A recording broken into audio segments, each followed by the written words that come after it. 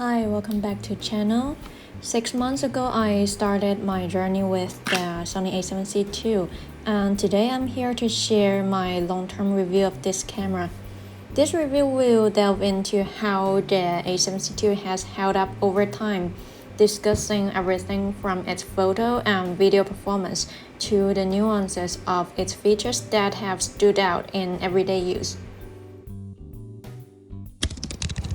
The A7Cii II has a 33 megapixel sensor, just like the A7 IV. I think it's more than enough. I can crop the photos in post-processing for different compositions, and the resolution still looks pretty good. In crop mode, it's got 15 megapixels. It doesn't sound like a lot, but the images are usable in most scenarios. In fact, I love using APS-C lenses on it because most APS-C cameras don't have very good stabilization, but the A7Cii II does. So it's super helpful when I want to take long exposure photos or when I want to use a manual lens without metal contact.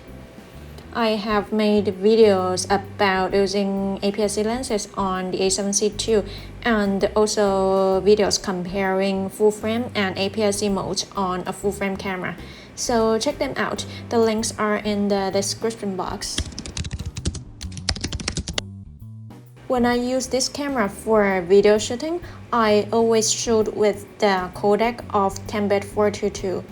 This is particularly important if you are going to do color grading, and I'm very satisfied with the result.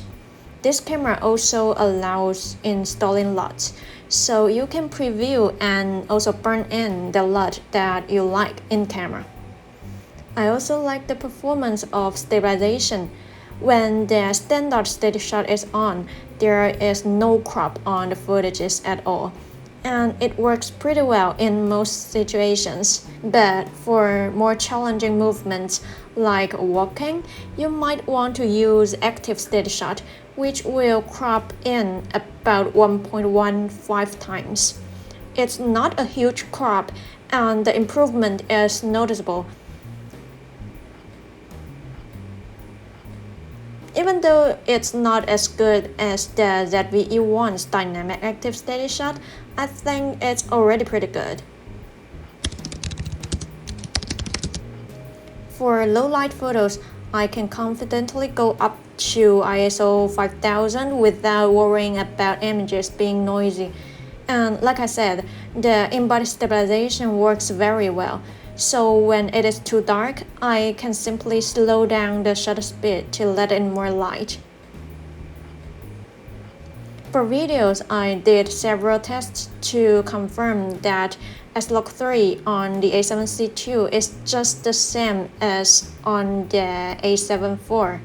The dual base ISO numbers are 800 and 3200, so it can cover most of my everyday low light requirements. From ISO 3200 to 10,000, this camera has better performance than the ZV-E1. So if you mostly take videos at night street with some street light, or if you take videos at indoor areas where lighting is not ideal, the A7Cii II would be a better choice. ISO 3200 is enough according to my experience. But if you are filming extreme low light, like camping videos, then the ZV-E1 will have better performance. Autofocus is one of the reasons I changed from A7 IV to the A7Cii II. I'm not saying the A7 IV's autofocus is not good, but I just love how you can set your recognition target. And most importantly, I am more assured when I see the little square on the eye area of my subject. The recognition target works exceptionally well. There was one time when I struggled to focus on a human face, and I realized that I had accidentally set the target to airplane. After changing it to human, the autofocus worked quickly and smoothly, so it's really impressive. last, I have to talk about the main reason why I sold my A7 IV and got this more compact camera instead. The A7 IV was just getting too bulky for my daily use and travel photography. Lugging around the heavier A7 IV was tiring and impractical. Moving to something smaller like the A7C II has been a game changer for flexibility and comfort, and it's way more low-key for street photography. But since switching to the A7C II, I realized I need to look for smaller lenses to make the most of using a compact camera.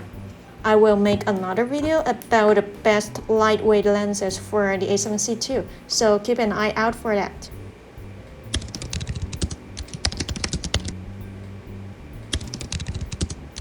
Just like the A7 IV, when you shoot 2.5 times slow motion videos at 4K 60p, the camera can only record in crop mode, which narrows the perspective.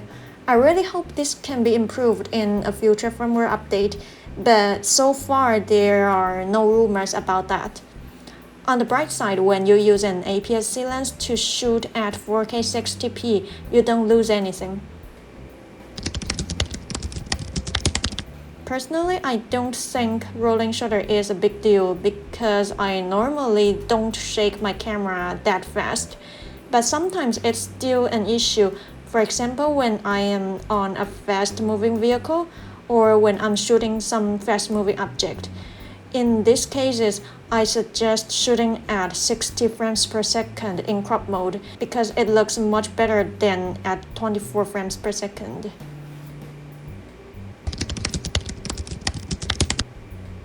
In the past, I used my A7 IV for more serious stuff and my APS-C ZVE10 when I needed something lighter. But now, with the A7C II being so compact, I actually don't have to choose between the two. It works great for both serious and lightweight setups. Of course, some people might say 33 megapixel is nothing compared to the A7Ci's 60 megapixel sensor, but this one is more affordable for casual users who don't need that many pixels. If your main purpose is video shooting, I would say the ZVE1 is more powerful, but for hybrid shooters, the A7C II is the best option.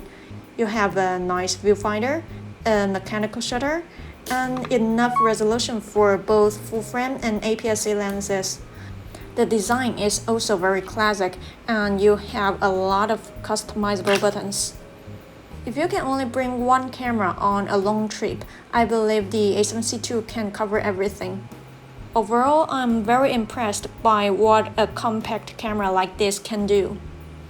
I hope you find this video helpful. If you're still figuring out whether to go for the A7C II or another camera, drop a comment below. I'd love to hear your thoughts and help out. I also have another video on my long-term experience with Sony ZVE1, so make sure you don't miss out on that one. Thanks for watching. See you next time.